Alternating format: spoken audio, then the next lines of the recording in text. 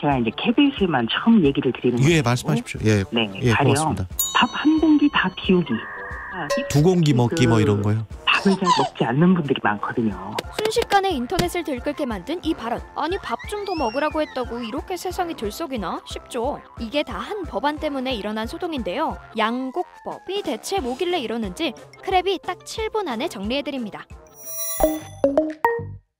이 법안은 전형적인 포퓰리즘 법안입니다. 윤석열 대통령이 임기 중 처음으로 거부권을 행사한 법률이자 야당 역시 물러서지 않겠다는 이 법. 정식 명칭은 양곡관리법 개정안입니다. 양곡 뭔가 알듯말듯한데 식량의 량, 곡식의 곡, 즉 국민들이 많이 먹는 식량 작물을 관리하는 법이고요. 이걸 조금 고쳤다.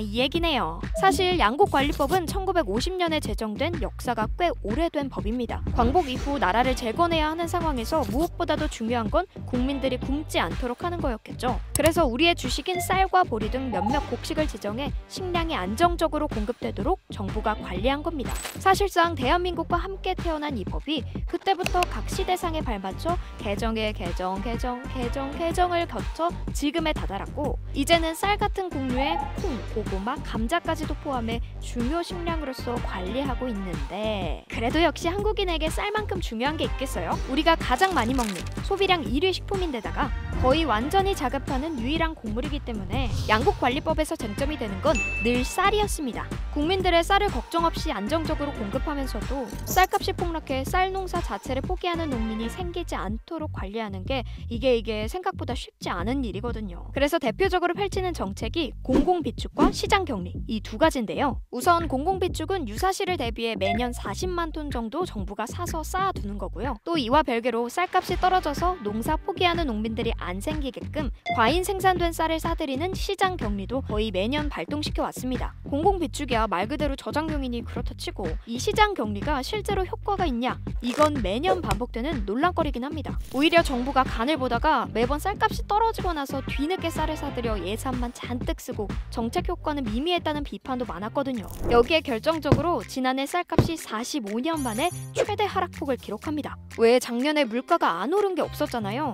비료값만 해도 71%나 오르는 등 생산비는 치솟았는데 이 와중에 쌀은 또 풍년이라서 결과적으로 순수익이 전년도보다 37%나 감소. 실제로 지난해 농가당 순수익은 1년에 500만 원, 한 달 60만 원 수준이었습니다. 이에 정부는 세 차례에 걸쳐 역대 최대 물량인 45만 톤의 쌀을 사들입니다. 하지만 쌀값이 떨어질 대로 떨어지고 나서 몇 달 뒤 시행한 대처라 이미 떨어진 쌀값은 좀처럼 회복되지 못했죠. 이런 맥락에서 나온 게 바로 이번 개정안입니다. 일단 원래 법은 이렇습니다. 쌀이 초과 생산돼 쌀값이 폭락할 것 같으면 나라에서 남는 쌀을 매입하게 할 수 있다. 즉 그때그때 상황 봐서 정부가 사든지 할게 라는 임의 조항인데요. 근데 이걸 개정안에선 매입하게 하여야 한다. 즉 정부가 초과 생산량을 모두 사들이도록 의무화한 겁니다. 언제 살 건지, 생산량이 얼마나 초과하면 살 건지, 쌀값이 몇 프로 떨어지면 살 건지 이걸 딱 정해서 그 조건이 충족되면 자동으로 쌀을 사는 거죠. 마치 주식 자동 매수 주문처럼요. 이렇게 되면 쌀값이 매년 들썩이는 일도 줄어들 테고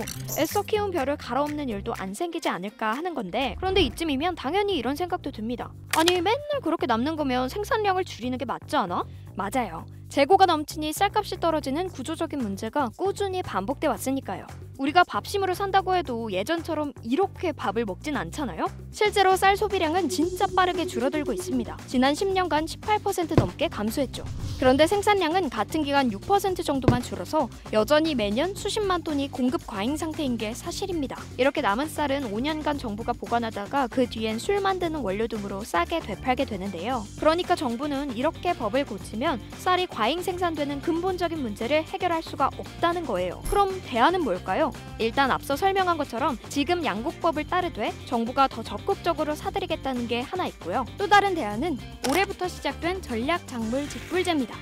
이름도 어려워요. 그러니까 이게 뭐냐면 쌀 농가가 밥쌀 대신 전략작물, 즉 가루용 쌀, 밀, 콩 등으로 전환하면 정부에서 농가에 직접 지원금을 주는 제도인데요. 쌀 생산량을 줄이고 자급률이 낮은 다른 작물들을 더 기르도록 유도하면 자연스럽게 쌀값 폭락도 막고 부족한 다른 작물 생산은 늘어나지 않겠냐 하는 거죠. 물론 이번 양곡법 개정안에도 이와 관련된 내용이 있기는 합니다. 그러나 대통령과 정부 여당은 전략작물 직불금처럼 직접 돈을 주는 방식이 더 효과적이라는 입장이에요. 아시다시피 우크라이나 전쟁 이후 식량 자급 얘기 엄청 나오잖아요. 대표적으로 밀가루 가격이 말도 안 되게 뛴 데다가 아예 식량 생산국들이 수출기를 막아버리니 우리가 먹는 건 우리가 키울 필요가 있구나 하며 자급의 중요성이 강조되는 상황. 우리도 여기서 자유로울 수 없는 게 곡물 자급률 순위를 한번 보면 알 수 있습니다. 1위인 우크라이나가 440%, 프랑스 187%, 미국도 100%가 넘네요. 와, 다들 식량 수출국답게 엄청나죠? 근데 우리나라는 어디 있나 보면 여기 곡물 자급률 28%. 순위를 보니까 179개 나라 중 127입니다. 쌀 다음 가는 주식인 밀이 자급률이 1%도 안 되니까 이렇게 생산량이 낮은 작물들을 더 많이 키워서 자급률을 좀 높여보자 하는 게